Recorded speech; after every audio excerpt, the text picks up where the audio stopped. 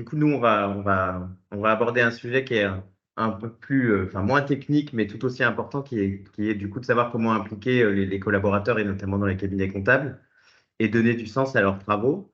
Donc, j'espère déjà que pour ceux qui ont été aux estivales, tout s'est bien déroulé, et j'imagine que vous êtes un peu fatigués de ce marathon de conférences.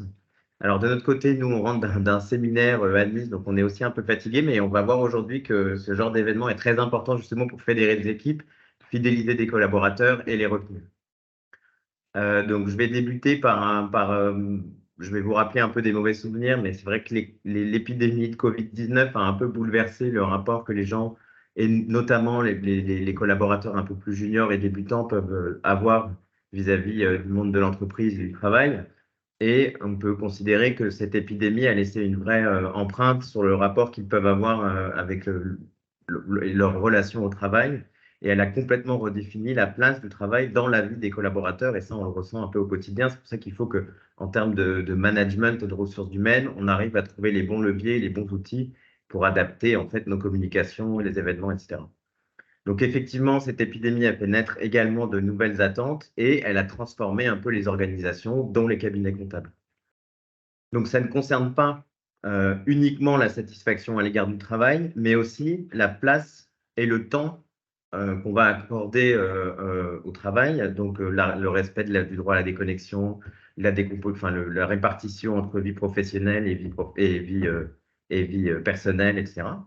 Donc, quand j'ai commencé, moi, de mon côté, à préparer cette expertise, en fait, j'ai compris qu'il y avait deux mots-clés sur lesquels il fallait qu'on s'attarde et qui ressortaient des différents articles sur lesquels j'ai pu travailler, qui étaient, un, la motivation, et deux, le sens du travail, à savoir cette fameuse quête de sens dont on entend de plus en plus parler et qui, en fait, est un sujet assez ancien, mais qui est vraiment revenu sur le début de la scène, sur le devant de la scène, pardon, depuis cette épidémie. Donc, cette expertise, on va l'articuler autour de ces deux grands concepts, donc motivation et sens du travail, qui sont parfois un peu vagues et utilisés à tort et à travers. Et on va s'attarder déjà, on va commencer par les définir et ensuite on pourra échanger sur les différents leviers RH, notamment RH, communication, etc., pour développer les deux, se démarquer à la fois dans la guerre des talents que les cabinets comptables peuvent rencontrer, parce que c'est vrai que c'est toujours difficile de recruter, notamment en ce moment, fidéliser les collaborateurs et les retenir parce qu'on sait quand même que les taux de turnover sont assez importants dans les métiers du chiffre. Donc, vraiment, l'objectif de cette expertise qui va balayer ça un peu de façon large, c'est de remettre un peu d'ordre dans les notions de motivation et de quête et de recherche de quête de sens du travail pour identifier les enjeux et les leviers qu'on peut actionner en cabinet pour justement répondre à ces sujets-là. Donc, quel mécanisme mettre en œuvre pour impliquer les laborateurs, donner du sens à leurs travaux et les retenir afin de limiter le turnover dans les cabinets? Ça, c'est vraiment la grande question. Donc, on va commencer par la motivation au travail. La motivation au travail peut se définir comme un ensemble de facteurs à la fois personnels, économiques, sociaux, environnementaux. Hein. Là, on fait également le lien avec tout ce qui peut être sujet de la responsabilité sociétale de l'entreprise, les sujets RSE, donc qui conduisent le salarié à s'investir. Donc, je répète, hein, facteurs personnels, économiques, sociaux, environnementaux, qui conduisent les salariés à s'investir à la fois dans la réalisation des missions qu'il va réaliser au quotidien, ainsi que dans l'atteinte de ses objectifs qui lui sont fixés ou qui s'est proprement fixés, et qui lui permettent de s'investir dans le projet de groupe. Et ça, c'est une notion qui est très importante. C'est vrai que si on veut fidéliser des collaborateurs, les retenir, etc., il va falloir définir un projet de groupe, les faire se sentir appartenir à un groupe et réaliser un objectif commun. Donc, c'est un sujet qui est un peu théorique, mais c'est vrai que dans un premier temps, c'est toujours bien de poser le décor d'un point de vue théorique. Et ensuite, ça permet de répondre de façon claire et d'aborder le sujet de façon pratique. Et on verra quels sont les bons leviers, ou en tout cas une partie des leviers à actionner pour justement assurer cette motivation au travail. Et on va le dire très simplement, quelqu'un de motivé, c'est quelqu'un qui sera performant. Donc, la motivation au travail permet d'assurer une certaine performance de l'entreprise. Il y a deux types de motivation. Ça, c'est la partie un peu théorique, hein, ça va être rapide. Il y a la motivation intrinsèque, donc c'est vraiment la tâche effectuée par le collaborateur qui le motive. C'est pourquoi c'est très important de valoriser les tâches et d'expliquer à chaque collaborateur, et notamment les débutants, l'utilité finale de la tâche et de leur expliquer dans quel processus ça s'inscrit, quels sont les objectifs finaux, etc. Ça, c'est le premier type de motivation, intrinsèque. Et vous savez bien que la deuxième, en parallèle, ça sera la motivation extrinsèque. Donc là, ça va vraiment être des facteurs qui sont indépendants de la personne, bénéfice de l'exercice de la mission, et on pense principalement à tout ce qui peut être rémunération, aspect financier, avantages, etc. Donc pourquoi motiver les collaborateurs? Dans un premier temps, et c'est ce que je vous disais en préambule, c'est pour améliorer la performance de l'entreprise. Quelqu'un de motivé sera quelqu'un de performant et qui aura dans sa tête une notion un peu de dépassement, et il a envie vraiment de faire en sorte que l'entreprise réussisse au même titre que lui. Donc, améliorer la performance de l'entreprise, améliorer le bien-être au travail, parce que la motivation, finalement, ça va se transmettre au sein des équipes. Donc, si vous avez un manager qui est motivé, généralement, il arrive à motiver un peu plus ses troupes et entre eux, ils se motivent également. Troisième point, c'est aussi important pour attirer et retenir les talents dont on parlait au début, et on sait que c'est assez compliqué.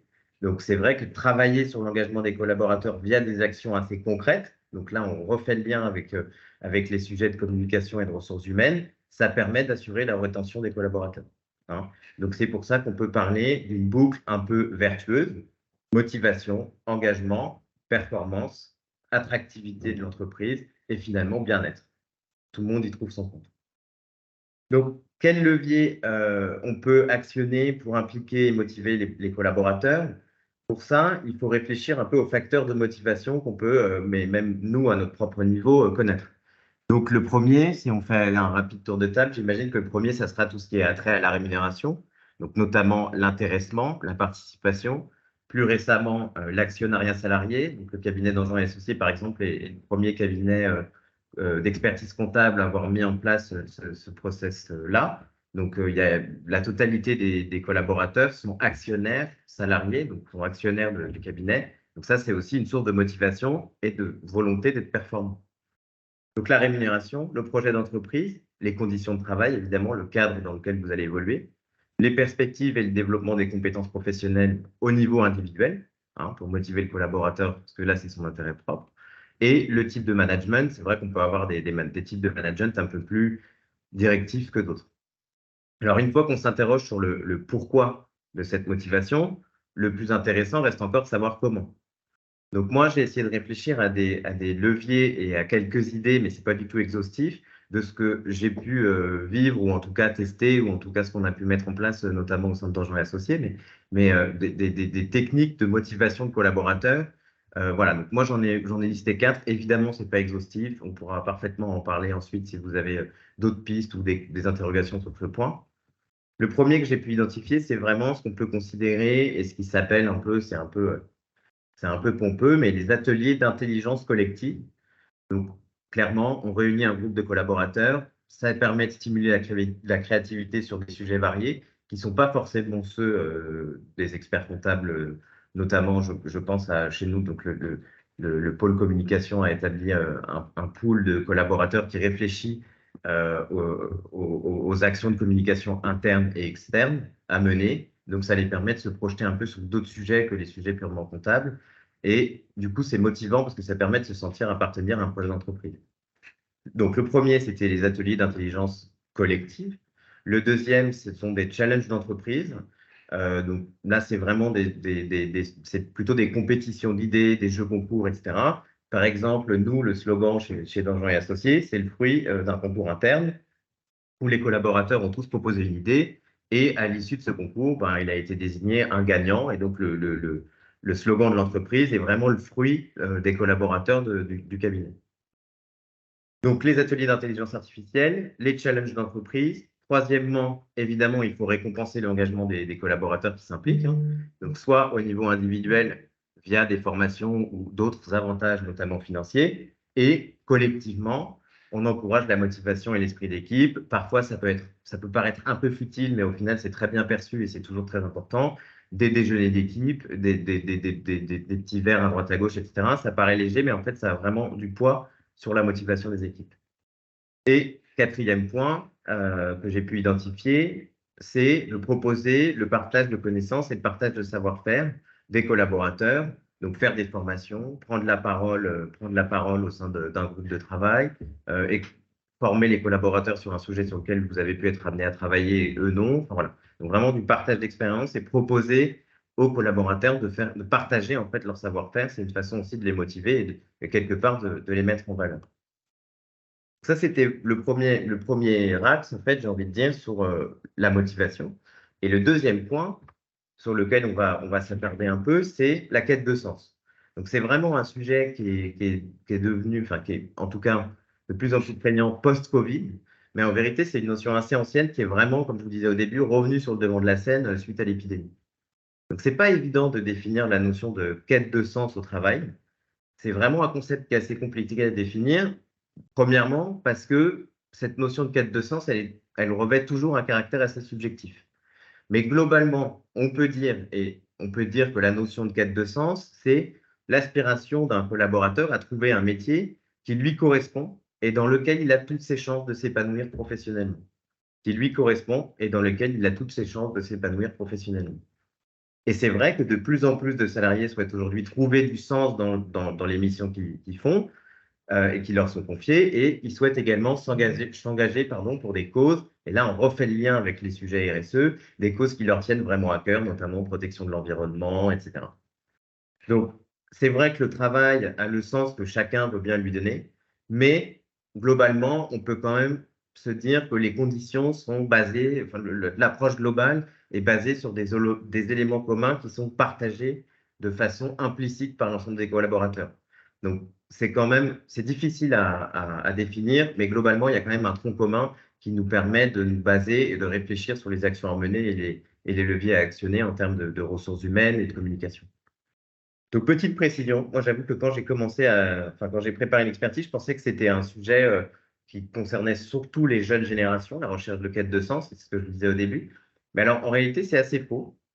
Il y a une étude de l'APEC, donc qui est plutôt ciblée sur les cadres évidemment, qui a été réalisée fin 2022 et qui conclut au final que le sujet concerne 95% des cadres qui jugent important d'exercer un métier qui a du sens pour eux. Hein. Donc c'est vrai que finalement c'est quand même un sujet qui est très très très prégnant, y compris dans les équipes de juniors, mais également dans les équipes de profils plus seniors et d'expérimentés. Donc, c'est vrai que cette quête de sens, comme on vient de la définir, elle pousse les collaborateurs, et notamment dans les cabinets comptables, à s'interroger et à remettre en cause un peu leur rapport au travail, et ils cherchent des valeurs plus profondes, avec des objectifs plus concrets, plus palpables. Donc, ils veulent vraiment se sentir utiles à la société, trouver un meilleur équilibre vie professionnelle, vie personnelle, travailler vraiment dans une phase qui leur semble en tout cas plus en phase avec leurs valeurs. Donc, globalement, pour conclure sur la définition de cette notion de quête de sens qui est un peu nébuleuse parfois, on peut simplifier et dire qu'un travail qui a du sens pour les salariés, il doit lui procurer de la satisfaction, correspondre à ses attentes et à ses intérêts, faire appel à ses compétences, puisqu'on a vu précédemment que, et c'est très lié au sujet de motivation, un peu pour quelqu'un qui soit motivé et que ce travail ait du sens, il faut qu'il sente que ses compétences soient valorisées. Hein. Donc, stimuler le développement de son potentiel personnel, hein, avec ses objectifs propres, et lui permettre d'atteindre ses objectifs qu'il s'est fixés. Donc ça rejoint ce que je viens de vous dire.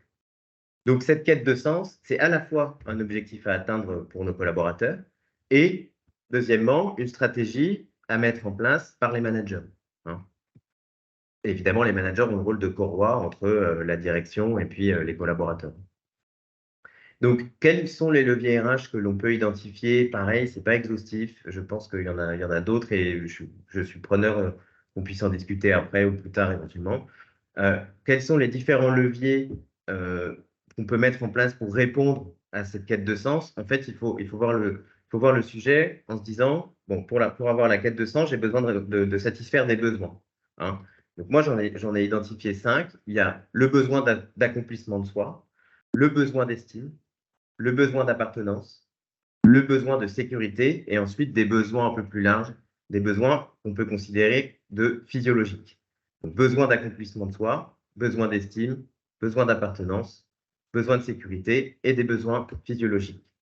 Donc, on va les reprendre en détaillant rapidement, évidemment, parce qu'on est un peu pris par le temps, mais l'idée, c'est de permettre à nos collaborateurs de sentir que leur travail a du sens. Hein. Donc, pour ça, il faut se dire, on doit répondre à des besoins. Et une fois qu'on sait à quels besoins répondre, on va pouvoir on sera en mesure d'identifier les leviers à actionner pour répondre à ces besoins. Donc, le premier, on a dit besoin d'accomplissement de soi, pardon. Donc, il y a deux axes principaux. Premièrement, il faut partager la vision et les valeurs de l'entreprise pour donner du sens aux missions. Et ça, c'est vraiment le rôle du manager qui doit faire le lien entre, comme je vous le disais avant, les équipes et la direction. Et le manager doit être moteur et diffuser la vision de l'entreprise, donc la vision d'avenir, la vision stratégique, etc., aux collaborateurs. Hein. Bien définir les missions et les objectifs de chacun, ça permet à chacun de bien comprendre son importance et son rôle dans la chaîne de valeur et bien faire comprendre en fait à tous les collaborateurs que chacun est un maillon essentiel de cette chaîne. Hein. Et c'est pour ça que généralement sur des collaborateurs juniors, c'est préférable de bien leur préciser l'intérêt du job, quelle est la finalité, etc. Parce que pour eux, bon, ils débutent et ils ont parfois un peu de mal à inscrire tout ça dans une continuité. Donc le premier point pour le besoin d'accomplissement, c'était le partage de la vision et des valeurs de l'entreprise. Et là, c'est vrai que c'est le rôle du manager et de la direction. Et le deuxième axe, c'était faire en sorte que chacun puisse exploiter ses compétences et les développer. Donc, c'est ce que je vous disais, ça, c'est vraiment accomplissement de soi, épanouissement professionnel pour exploiter ses compétences, les développer via des formations, via des coachings, etc. Et un salarié qui ne sera pas en mesure d'exploiter ses compétences, sera fatalement frustré. Donc, s'il est frustré, il ne sera pas motivé. Et comme on l'a vu au début, s'il n'est pas motivé, il ne sera pas performant. Et notre boucle vertueuse, là, elle ne fonctionne pas. Donc, le deuxième besoin auquel il faut chercher à répondre, c'est le besoin d'estime de soi. Et alors, c'est très important, ce point-là, c'est très important, parce que souvent, c'est négligé et on se dit, bon, ça peut paraître accessoire de dire merci ou bon boulot, c'est super, etc. Mais en fait, c'est un des premiers facteurs de motivation d'entreprise, c'est le manque de reconnaissance. Hein. Donc, pour souligner le poids de l'importance de ce facteur-là, il y a deux études que j'ai sorties qui me paraissent hyper parlantes. La première, c'est une étude de l'Université de Pennsylvanie qui a prouvé que 50% des salariés sont plus performants lorsque leur manager leur témoigne de la gratitude. 50%, donc c'est quand même énorme. Et il y a une deuxième étude qui est parue en 2022 de Cadre Emploi qui précise que le principal levier d'influence sur la qualité de vie au travail pour 76% des répondants, c'est la valorisation du travail et la gratitude et le remerciement du manager ou de la direction quand ça se passe bien, évidemment. Donc, c'est très important de faire des feedbacks et ne pas penser que c'est une évidence, et c'est un tort que souvent on peut avoir, c'est de penser que c'est évident parce que ça a roulé, etc., et que les équipes en sont conscientes. Mais en fait, c'est très important de faire des feedbacks parce que ça peut vite être perçu comme un manque de reconnaissance et c'est extrêmement démotivant. Hein. Et cette quête de sens au travail, elle est une fois de plus très liée à cette recherche de motivation. Le dernier point, il en reste deux après et on pourra conclure, c'est le besoin d'appartenance. Hein, donc, il faut fatalement être à l'écoute de ses collaborateurs et avec une écoute active. C'est-à-dire qu'il faut écouter, comprendre, agir. Hein. Les collaborateurs doivent pouvoir s'exprimer librement. C'est pour ça qu'on recommande de faire des points réguliers pour prendre le pouls de l'équipe et ajuster le cas échéant, parce que parfois, si la structure d'équipe est assez importante, on peut être un peu éloigné et au final, pas comprendre ce qui se passe vraiment dans l'équipe. Et il faut noter que le besoin d'appartenance n'est pas uniquement réalisé par une écoute active. Il faut également faire en sorte que le collaborateur soit fier d'appartenir à son entreprise. Et pour ça, il faut créer un esprit d'équipe via, et c'est ce que je disais au début, notamment des séminaires ou des team building. Hein. Ça permet vraiment de fédérer les gens dans un cadre extra-professionnel et finalement de les faire adhérer un peu à un objectif commun plus facilement. L'avant-dernier besoin auquel il faut chercher à répondre pour assurer une quête de sens, c'est le besoin de sécurité. Hein. Donner du sens, c'est aussi permettre aux collaborateurs de s'épanouir d'un point de vue professionnel, mais aussi personnel. C'est pour ça, d'un point de vue personnel, il faut réussir à créer un environnement stable, sans anxiété, sans stress. L'idée, c'est pas qu'ils viennent au boulot avec la boule au ventre le matin, etc. Donc, besoin de sécurité, c'est vraiment leur donner un environnement stable avec un respect de la vie professionnelle et de la vie personnelle. C'est un sujet qui peut inquiéter quand on rejoint des professions comme l'expertise comptable, alors que c'est parfaitement gérable, et notamment un droit à la déconnexion. Hein. Donc ça, c'est vraiment les deux sujets qui ressortent du besoin de sécurité, c'est respect vie pro, vie perso et droit à la déconnexion. Et enfin, le dernier besoin que j'ai identifié, c'est le besoin physiologique. Donc ça, c'est très lié à l'acronyme qu'on entend de plus en plus souvent, qui est QVT, donc qualité de vie au travail. C'est vraiment s'efforcer de créer un lieu de travail favorable au bien-être, hein, avec des conditions de travail de qualité et veiller à ce que la qualité des relations entre les collaborateurs soit saine, valoriser l'individu Et une fois de plus, on peut faire le lien avec le respect vie pro, vie perso. Donc globalement, si on veut s'assurer, en tout cas faire en sorte que les collaborateurs soient motivés et sentent qu'il y a du sens dans leur travail, la question à se poser, c'est comment m'assurer que mes collaborateurs occupent un poste stimulant dans un cadre agréable qui leur laisse du temps pour s'épanouir dans leur vie personnelle. Hein. Un poste stimulant, motivé, ils seront performants. Dans un cadre agréable, on revient sur le sujet de qualité de vie au travail. Attends, euh, pardon, pour s'épanouir dans leur vie personnelle. Donc, pour conclure, on peut dire que bien que le sens du travail soit une relation qui est subjective, en tant que manager ou en tout cas en tant qu'employeur, vous avez évidemment un rôle à jouer dans le sens que vos équipes donnent à leur travail. Et pour ça, vous pouvez partager la vision et les valeurs de l'entreprise que vous avez imaginées, parce que j'imagine qu'en tant que manager, vous avez réfléchi à ce sujet stratégique, pour leur faire comprendre que leur mission a du sens et la finalité des missions, faire en sorte que chacun puisse exploiter et développer ses compétences, valoriser le travail de vos collaborateurs. Et une fois de plus, c'est très important de faire des feedbacks. Hein. Et vous verrez que, alors ce n'est pas forcément quelque chose qui se constate dans l'immédiateté, mais que les taux d'absentéisme, de démission et plus globalement de turnover seront beaucoup moins élevés dans les équipes où les employés arrivent à trouver du sens dans leur mission au quotidien. Hein. Et après, autre point positif, par effet boule de neige, elles ont tendance, ces entreprises, à bénéficier d'une bonne réputation, d'un bouche à oreille positif, et ça leur permettra d'attirer de nouveaux talents et de rester compétitifs.